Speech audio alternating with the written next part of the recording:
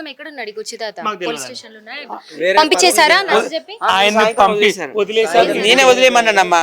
ఎందుకంటే ఆయనకి టీబీ ఉంది, ఆయనకి లంగ్స్ ప్రాబ్లం ఉంది. ఏదైనా మళ్ళీ నాకు తల చుట్టుకుంటుంది, దగ్గితే బ్లడ్ పడుతుంది.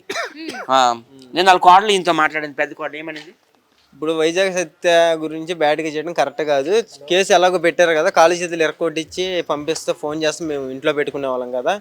యూట్యూబ్ ఆన్ చేస్తే ఆయన మాటలు వినలేక చచ్చిపోతున్నాం మేము, ఉన్న పరువు కూడా తీసేస్తున్నాడు అని నాతో మాట్లాడటం జరిగింది. సరే అమ్మ నేను ఫోన్ చేస్తా కనపడితే, ఇప్పుడైతే వేరే పర్సన్ అయితే తీసుకెళ్ళాడు. ఆ పర్సన్ నెంబర్ కూడా నా దగ్గర ఉంది, తీసుకెళ్ళినప్పుడు నేను తీసుకున్నా. ఎందుకంటే ఆయనతో తిరిగేది మేమే కాబట్టి రేపు పొద్దున మా పేర్లే వస్తాయి. ఆయన ఎక్కడికైనా పడిపోయినా దీని మేము గుద్దేసిన వైజాగ్ సత్య ఇలా చేశాడు, లేదా బెజవాడ కృష్ణ ఇలా చేశాడు, ఉప్పలపాలు ఇలా చేశాడు అని వస్తాయి. సో అవి రాకూడదని ఆ పర్సన్ నెంబర్ కూడా నేను తీసుకున్నా. ఉదయం కూడా మార్నింగ్ కాల్ చేసా, ఇప్పుడే లేచారని చెప్పాడు. అలా వాళ్ళకి ఫోన్ చేసి చెప్తాను, అడ్రస్ లొకేషన్ పెడతాను, వెళ్ళి తెచ్చుకుంటుంది అది.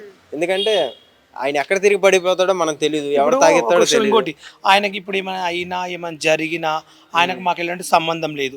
ఎందుకంటే ఇప్పుడు ఆయన సత్య వదిలేశాడు. వదిలేసాం. చెప్పు ఆ మాట చెప్పు. సత్య ఇప్పుడు వదిలేశాడు, మా టీమ్ లో లేడు, ఆయన మాతో సంబంధం లేదు. ఆయన ఎవరికైనా ఒకటి విషయం, ఆయన గురించి ఇంటర్వ్యూ కావాలన్నా, ఆయన గురించి ఏమైనా కావాలంటే మీరు పార్కులో వెళ్ళి తీసుకోండి. అంతే. ప్రస్తుతం పార్క్ లోనే ఉన్నారా? అంటే వైజాగ్ సత్యకు ఎవరు యూట్యూబ్ వాళ్ళు ఫోన్ చేసి కుర్చీ తాత ఇంటర్వ్యూ కావాలని అడగొద్దండి. ఆయన గురించి సత్యకు సంబంధం లేదు. రేపటి సత్య ఆయనకి ఏమైతే సత్య మీనికి వస్తుంది కాబట్టి ఆయన గురించి సత్యకి ఇప్పటి నుంచి అవసరం లేదు. రేపట్లో అంటే మీ టీమ్ లో కలుస్తా ఇప్పట్లో ఉందా? మన ఒకవేళ కాంప్రమైజ్ వస్తే కనుక కలుపుకునే ఛాన్స్ ఉందా? లేదమ్మా, ఆయన సత్య కూడా ఆయన నెంబర్ తిరిగినా మేము సత్యతో మాట్లాడడం, సత్యని నేను పట్టించుకోనండి, ఓపెన్ చెప్తున్నా. సత్యతో మాకు అవసరం లేదు దోస్తాను. అప్పుడు సత్య గురించి నేనే బ్యాడ్ గా చెప్తా. సత్య మీద ఎందుకంటే ఆయన ముసలాయన ఏం మాడో తెలియదండి. తాగినప్పుడు నేను కూడా 100 రకాలు మాట్లాడతామండి. మాట్లాడినప్పుడు బ్యాడ్ గా సత్యకు ఇప్పుడు రేపు ఆయనకి ఏమైంది, సత్యని తంతారు కదా రేపు. నీకెందుకు సత్య, ఆయనతో వాళ్ళ ఫ్యామిలీ వాళ్ళు చూసుకుంటారు, వాళ్ళు చూసుకుంటారు, నీకు ఆయన గురించి అవసరం లేదు చెప్పిన. ఆయన గురించి సత్యకు అవసరం లేదండి, మేము వదిలేసినాం. ఆయన గురించి మాకు అడగొద్దు. ఆయన గురించి మీరు ఇందాక చెప్పారు కదా, అంటే కుర్చీ తాత వచ్చేసి అంటే మహేష్ బాబు గుంటూరు సినిమాలో నా డైలాగ్ వాడుకొని కూడా 100 కోట్ల పైన సంపాదించారు, మరి నాకు ఇల్లు కట్టించారని చెప్పారు కదా. మరి పెద్దవాళ్ళ దగ్గరికి ఏమైనా ఇష్యూ గురించి వెళ్ళిందా? ఏమన్నా ఆ సినిమా తీసుకెళ్ళింది, ఆ సినిమా పెట్టించిన సత్య కార్ బుక్ చేసుకుని ఆయన తానం చేయించి నేను ఇప్పించిన బట్టలు వేసుకుని ఆయన మంచి బెంజుకాలు తీసుకెళ్ళి అక్కడ మంచి ఇంటర్వ్యూ ఆ సినిమా డైలాగ్ వాడడానికి అవకాశం ఇప్పించింది సత్య లేకపోతే ఆ సినిమాలో పోయేవాడ ఏ పార్కుల్లో వండుకునేవాడు. అలాంటి తీసుకెళ్లి సినిమాలు హైలైట్ చేసింది వైజాగ్ సత్య లేదు. 20,000 ఇచ్చారు, 20,000 అక్షరాలు ఇచ్చారు తమన్ గారు. లక్షలు కాదు, ఎంత కాదు, లక్షలు ఎందుకు ఇస్తారమ్మా ఆయనకి? ఆయన ఏం చేసిండని ఇస్తారు? ఏం చేశారు మరి? డబ్బులు ఇంట్లో ఇచ్చారా మీకు? వాడు మా టీమ్ లోకి వచ్చినాక 56,000 సంపాదించుకున్నాడమ్మా. మా టీంలో ఉప్పలపాడు టీంలోకి వచ్చినాక 33,000 3,000 రూపాయలు నేనే ఇలా ఆవిడకి క్యాష్ ఇచ్చినాను. మిగతాదంతా ఆయన తాగిండు. వైఫ్ చాలా మంచిది, వాళ్ళ భార్య మంచిగా మాట్లాడుతుంది, నీట్ గా ఉంటుంది. మా ఆయన అన్ని అబద్ధాలు అని చెప్పి వాళ్ళ వైఫే చెప్పింది. దొంగ మాటలు బాలు నమ్మకు నువ్వు, ఆయన మాటలు ఆయన తాగితే ఒక తీరు ఉంటాడు, తాగుడు ఒక తీరు ఉంటాడు. నేను ఆల్రెడీ 2 రోజులు అనుభవించానండి ఆయనతో. కాల జర్నీ చేస్తే ఒక రోజు మొత్తం ఆయనతో ఉన్నాడు. మొత్తానికి గొడవ అంతా కుర్చీ మడత పెడతా ఈ డైలాగ్ నుంచి గొడవ అంతా స్టార్ట్ అయింది. అవును, నిన్న నేను కుర్చీ మడత పెట్టేశాను, ఆయన అందరికి మడత పెడతా, నేను పెట్టేస్తాను మడత. అదే అండి, ఫస్ట్ నుంచి మంచిగా చూసుకున్నాం మేమందరం. అంటే నన్ను పర్టికులర్ గా ఏం అనలేదు కానీ ఇట్లానే సత్యనే బాగా ఇట్లా ట్రోల్ చేస్తూ మాట్లాడడము, బూతులు మాట్లాడడం. ట్రోల్ చేశారు అంటే ఇప్పుడు ఇంటర్వ్యూస్ కి వాటికి తీసుకెళ్లి డబ్బులు మొత్తం తినేశాడు. ఇంటర్వ్యూస్ కి తీసుకెళ్లి డబ్బులు మొత్తం తినేశాడు. అంటే తినకు అసలు డబ్బులు ఇవ్వట్లేదు, వాళ్ళ దగ్గర డబ్బులు తీసుకుని మడత పెడతా పైన సంపాదించినటువంటి డబ్బులు కూడా వాళ్ళే తీసుకున్నారని అనేసి అలాగా ప్రతిదీ డబ్బులు తినేసాడు అనేసి అంటున్నాడు. అతను ఏంటంటే మనీ తీసుకుంటాడు, మందు తాగేస్తాడు, ఇక అట్లా అని చెప్పేసి మందు తాగేసి అట్లా చేస్తుంటాడు. ఇక అలా అనేసి చెప్తుంటే చూసి ఏంటి తాత ఇలా అంటే ఛానల్ వాళ్ళు నాకు మందు తాగిపిచ్చి ఇలా చేశారనేసి అంటున్నాడు.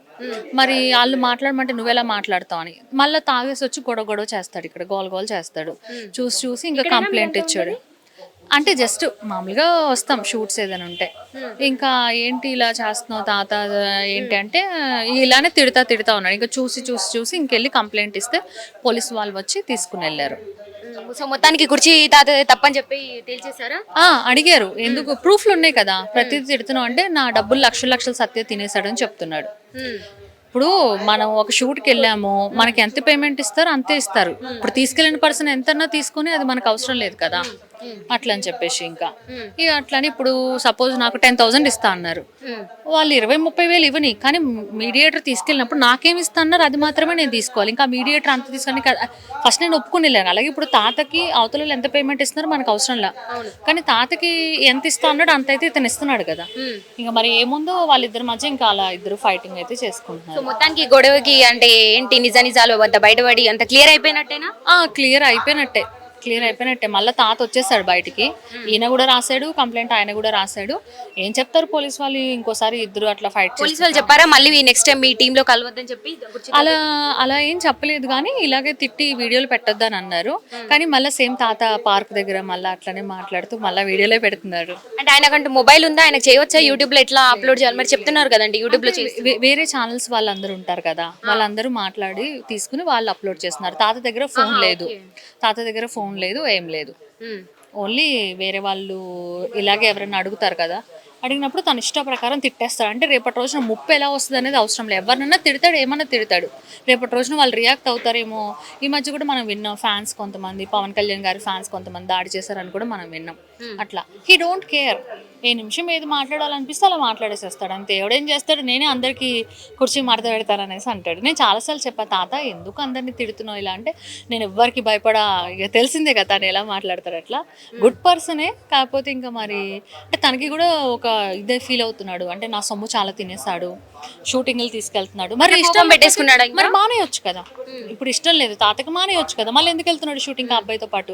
గలీలో ఇట్లానే ఇంతకు మీరు చెప్పినట్టుగా రాళ్ళు విసరడం ఇట్లాంటి కొంచెం గలీలో డిస్టర్బెన్స్ క్రియేట్ చేస్తే ఎప్పుడు గలీలో ఉండేటువంటి నివాసులు ఎప్పుడు ఏమనలేదా? అంటే గట్టిగా అరవడం, వాళ్ళని రానివద్దు గల్లీకి అని చెప్పేసి ఏమైనా గొడవలు జరగడం జరిగిందా? అంటే అట్లేం లేదు. మామూలుగా పక్కింటి వాళ్ళు మాత్రం తన వాష్రూమ్ యూజ్ చేస్తుంటే అతను నీట్గా ఉండడు కదా, ఎందుకు అతన్ని అలా అన్నారు. తర్వాత సత్య రూమ్లో వచ్చే వాళ్ళు కూడా చాలా మంది అడిగారు, రానియొద్దు అతన్ని. అంటే సత్య ఏమో లేదు అనేసి ఇతనికి సపోర్ట్ చేశాడు, తాతకే సపోర్ట్ చేసి తాతనే ఇచ్చేసాడు. ఓకే అండి. సో ఇదండి మొత్తానికి జరిగింది. ఒక ఏదైతే డైలాగ్ ఉందో దానివల్ల ఇదంతా గొడవ కూడా జరిగిందని చెప్పేసి ఉప్పల్ బాలు, అదేవిధంగా వైజాగ్ సత్య, ఇంకా స్వాతి నాయుడు కూడా చెప్తున్నారు. సో మొత్తానికి గల్లీలో అప్పుడప్పుడు తాగేసి వచ్చి డబ్బులు ఎప్పటికప్పుడు ఖర్చు పెట్టుకుని కూడా అంటే కొంచెం నోటికి ఎంత వస్తే అంత వాగుతాడు తాగేసి అని కూడా చెప్తున్నారు. అంటే టైంకి అతను అడిగినప్పుడు డబ్బులు ఇవ్వాలంటూ కూడా చెప్తున్నారు.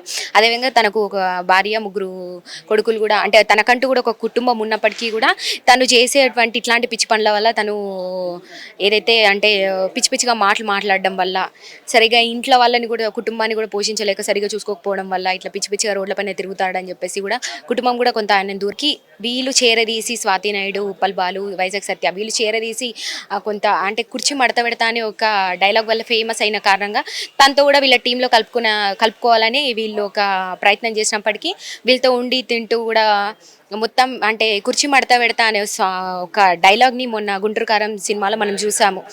అప్పటికి కూడా 20,000 కూడా ఇచ్చారంట. మా డబ్బు అంతా కూడా అంటే తనని తీసుకెళ్ళి తన డైలాగులు వాడుకుంటూ అంటే తన ఫేమస్ నడు పెట్టుకొని కూడా కొంత డబ్బులు అయితే వీళ్ళు నొక్కేస్తున్నారు అని కూడా కొంత గొడవ చేసినట్టుగా కూడా చెప్పారు ఇందాక వైజాగ్ సత్య. మొత్తానికి పోలీస్ స్టేషన్కి తీసుకెళ్లి కంప్లైంట్ ఇచ్చారు, ఇట్లా ఇది పరిస్థితి అని. సో పోలీసులు కూడా కొంత వార్నింగ్ ఇచ్చి కొట్టి కూడా తను వదిలేసినట్టుగా కూడా చెప్తున్నారు.